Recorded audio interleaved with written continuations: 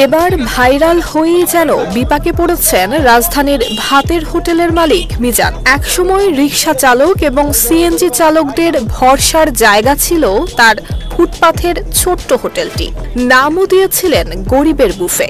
সুলভ মূল্যে ভাত মাংসের আয়োজনে দ্রুতই জনপ্রিয় হয়ে ওঠে দোকানটি। কিন্তু হঠাৎ ইউটিউবারদের কন্টেন্টে ভাইরাল হওয়ার পর থেকেই যেন ধস নেমে আসে মিজানের ব্যবসায়। আরো 2 দিন বললা আয়া টকিয়া গেছে, কাল 3 দিনের পরে আয়া বেটারে কিলাইছ, এটাও ভাঙছে, বেটা ডরে গিয়া ওই বিল্ডিং এর সামনে দারোয়ানের লগে আসিল। এখন আমার যে অবস্থা দেখতে আছি, হোটেলও থাকবো না, আমিও থাকবো না। সিনা যোগ লাগিয়ে গেছে আমার হিসে, বাদাম বেচে না এলো আমার এখন দেখতে পারে না। আমার আপনারা টকিয়া হইবেন না যদি হোটেল না থাকে। রাইতে এমন আছে আগুন জ্বালিয়ে দিব। দোকানে খেতে আসা ক্রেতারা অভিযোগ করেছেন খাবারের স্বাদ নেই, গরুর মাংসে নেই লবণ কিংবা পরিমাণ মতো মশলা, ভাতও সেদ্ধ হয় না ভালোভাবে। ফলে অনেকেই খেতে এসে না খেয়েই ফিরে যাচ্ছেন। অভিযোগ করে বলছেন ভাইরাল হওয়ার পর গরিবের বুফেতে আর আগের মতো খাবারের মান পাওয়া যায় না।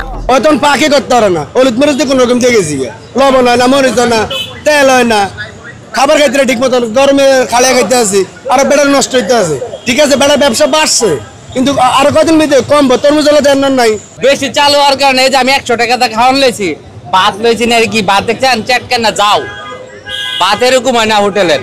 হ্যাঁ সার্ভিস দিতে আছে, হ্যাঁ সার্ভিসের আরো দরকার। হ্যাঁ বাসার থেকে সুন্দর করে পাক করে লাগলে এনে রাহুক, পরে মানুষ খাইবো, আর নাহলে পাক করে সুন্দর করে রাখবো, পরে মানুষ খাওয়ার দিব। রান্তাছে খাইতেছে, খাওয়ানোর মানও নষ্ট হয়ে যেত। পাইনি দিকে রাগ করে চলে আসছি, কি খাবো, ওইখানে ঝোল নাই, আলু নাই। ওনারা বলতেছে 8 বার 10 বার। এখন যদি 8 বার 10 বার হইতো তাহলে তো খাইতাম। আপনার প্রিয় কাপড়ের যত্ন নিল এনজাইম সমৃদ্ধ Arik silver wash detergent powder, 500 গ্রাম মাত্র 70 টাকা। প্রিমার্ক। অন্যদিকে ইউটিউবাররা বলছেন মিজানের হোটেলের খাবার কিছুটা ঠিক আছে, তবে অতিরিক্ত ভিড়ের কারণে মান সামান্য কমে যেতে পারে।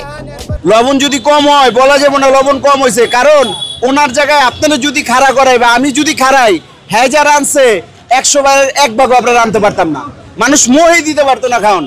এর যে বর্তমান অবস্থা, ওই হিসাবে আলহামদুলিল্লাহ আল্লাহর দরবারে শুকরিয়া, এই যা পাকাইছে আলহামদুলিল্লাহ অনেক ভালো পাকাইছে। এত তাড়াহুড়ার মধ্যে সবকিছু পাকটাক করবে, ওরা তো একটু সময় দিতে হবে।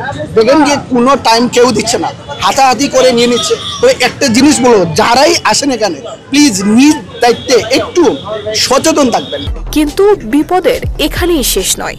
গভীর রাতে মিজানকে খুঁজে না পেয়ে তার হোটেল ভাঙচুর করে গেছে দুর্বৃত্তরা। এমনকি চাঁদা দাবি করেছে 50,000 টাকা, দেয়া হয়েছে প্রাণ নাশের হুমকি। এমন অবস্থায় দোকান ভাঙচুর কিংবা আরো বড় কোনো ক্ষতির আশঙ্কায় দিন পার করছেন গরিবের বুফে খ্যাত ভাতের হোটেল মালিক মিজান। বহুত বিপদে হলে 8টা হয়, মাগরিবের আগে বাসায় যাইতে হয়।